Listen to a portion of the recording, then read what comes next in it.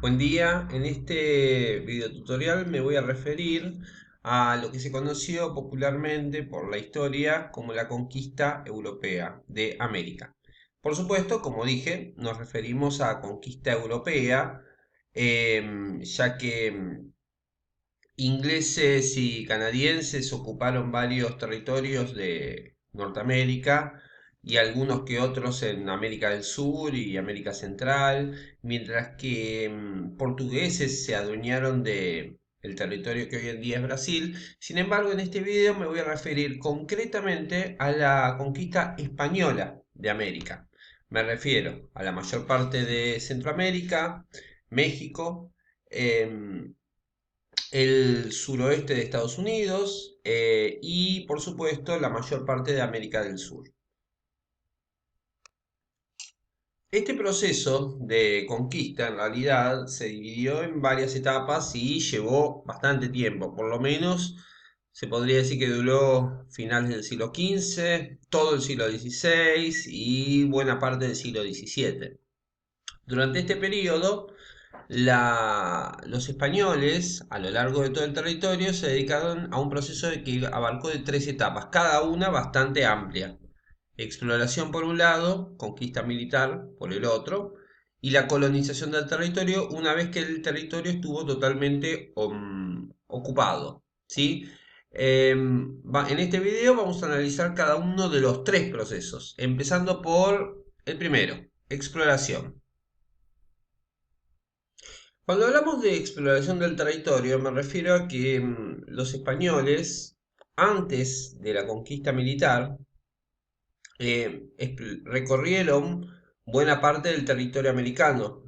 Cuando hablamos de explorar, me refiero a viajes y conocimiento, me refiero a observación, me refiero a fundamentalmente eso, observación sin necesidad de hacer nada, ¿sí? Solo observar.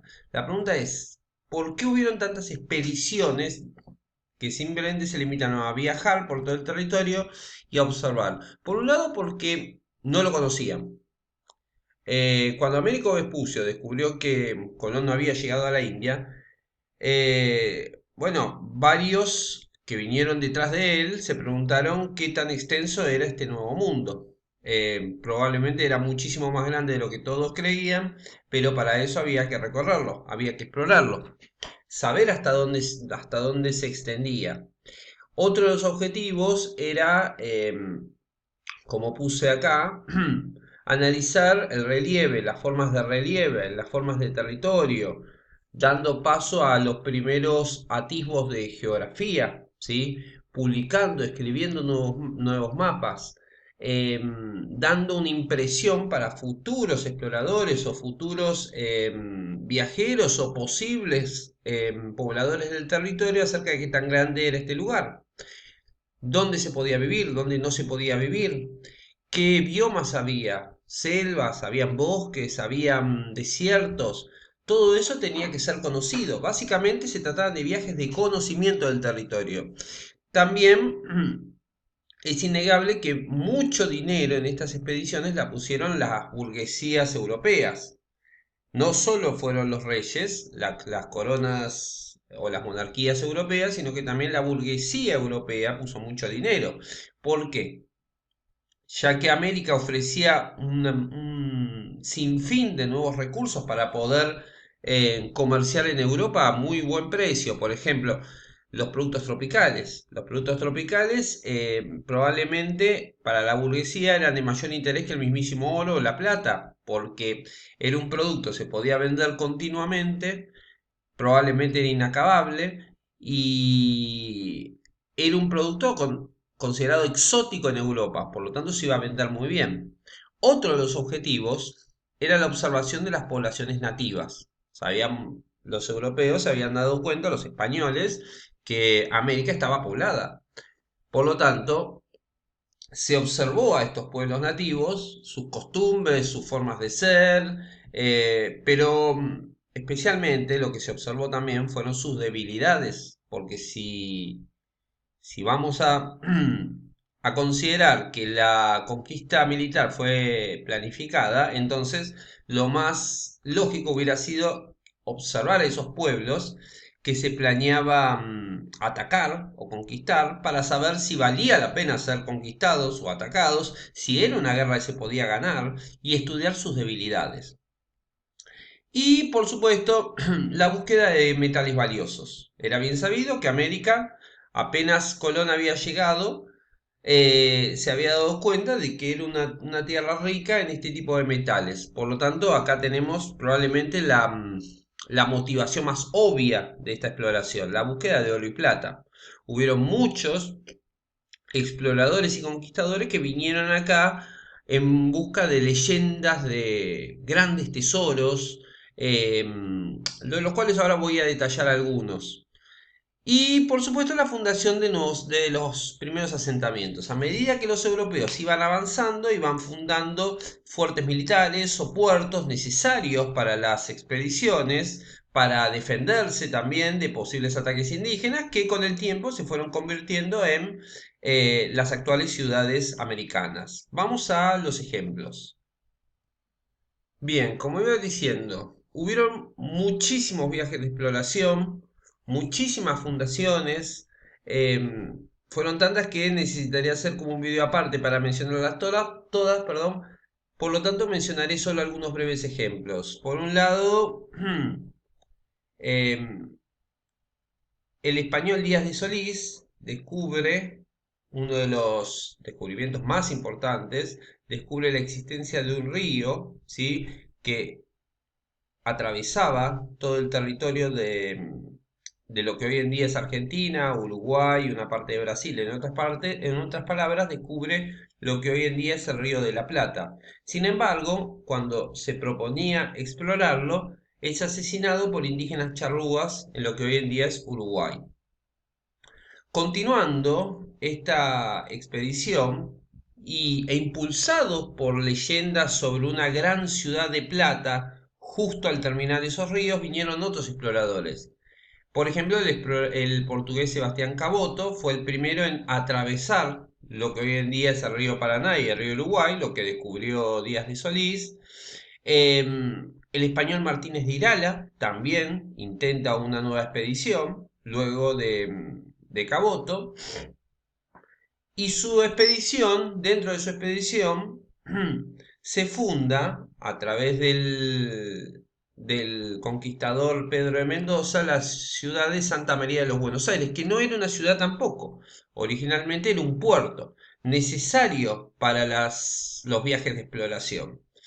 Ese puerto es fundado en 1536. Posteriormente, a medida que fue avanzando la expedición, se funda como fuerte militar, ya no como puerto esta vez, la ciudad de Asunción. Por el otro lado, el conquistador Pedro de Valdivia funda el fuerte de Santiago de Chile, dando lugar a lo que más adelante sería la capital de nuestro país vecino. Eh, por el otro lado, Américo Vespucio, como ya mencioné, recorrió toda la costa de América del Sur y la costa del Pacífico, y a pesar de que no exploró una parte en particular, sí fue el primero en descubrir que América no era precisamente la India, sino que era un continente aparte. Por el otro lado, Magallanes.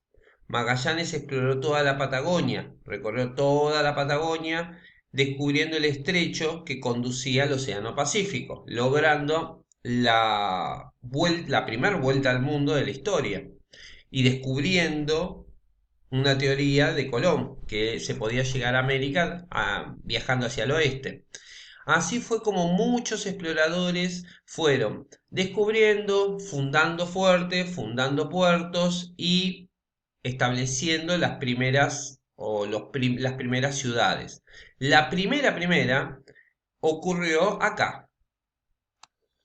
Acá arriba, el fuerte de la Española fue el primer fuerte, el primer asentamiento europeo, español, en América, fundado por Colón.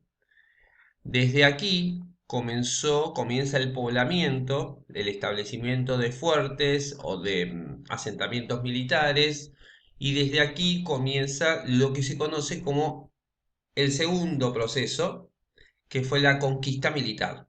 Desde aquí van a salir las principales expediciones de conquista, a las cuales nos referiremos a partir de ahora. Una vez que los viajes de exploración fueron efectuados, se analizaron estos pueblos que habitaban América y fundamentalmente se analizaron sus debilidades, comienzan los ataques militares. Fundamentalmente los primeros ataques fueron dirigidos hacia las principales potencias indígenas, o sea, el Imperio Azteca y el Imperio Inca. Sin embargo, a eso me voy a referir en este video tutorial, pero hubieron conquistas militares por todo el continente. La pregunta es por qué los españoles lograron ganar tan fácilmente la guerra. Por un lado, sus armas. Sus armas naturalmente eran mejores, eran armas de largo alcance. Las armas con pólvora, cañones, superaban ampliamente en alcance al arco y flecha de los indígenas y a las lanzas. Por lo tanto, quien tenía las armas de más largo alcance lograba tener una ventaja considerable. Por el otro lado, muchos indígenas murieron por enfermedades a las cuales, por ejemplo, la gripe, que puede llegar a ser mortal si no es tratada, afectaron y disminuyeron considerablemente la población indígena.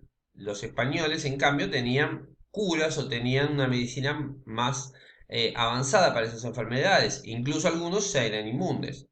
Por el otro lado, el aprovechamiento de las divisiones internas. ¿Qué quiero decir con esto? Que muchos indígenas ayudaron a los españoles a conquistar. Por ejemplo, el caso de los toltecas, que ahora lo voy a tratar en un momento.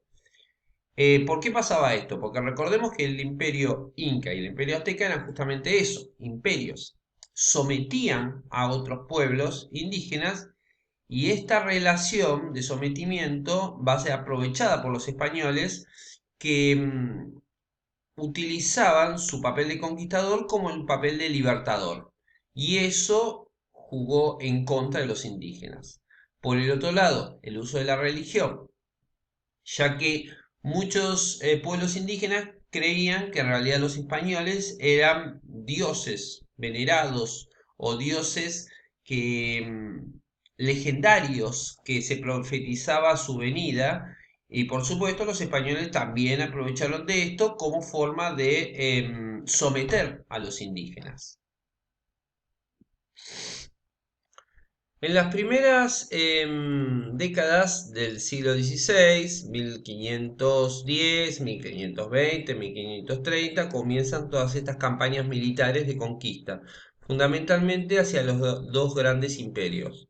Por un lado, el Imperio Azteca fue conquistada por este señor, Hernán Cortés, el cual a través de, por un lado, engaños a la población azteca, maquinaciones, como por ejemplo dejarlos creer que eran sus dioses que provenían del mar, y el uso de pueblos indígenas enemigos de los aztecas, como por ejemplo los toltecas, logró conquistar todo el imperio azteca. Hernán Cortés, saqueando todo el imperio y acabando o derrocando al emperador, disolviendo asimismo el imperio. Una suerte muy parecida ocurrió en el imperio inca. En el caso del imperio inca, el conquistador es el señor que se ve en la imagen, Francisco Pizarro, el cual, a través de maquinaciones similares a las de Cortés, como por ejemplo el secuestro del emperador inca, o el sometimiento a través de ese tipo de trampas, y por supuesto el uso de la conquista militar y las estrategias que analicé recién, también logró someter a todo el imperio andino, logrando una incorporación enorme al imperio español. Tanto en el caso de Cortés como en el caso de Pizarro, ambos fueron recompensados con el título de gobernadores militares o virreyes y con la mitad del oro capturado. La otra mitad fue para los reyes españoles y burgueses que financiaron las expediciones. En el siguiente video continuaré con la parte de colonización.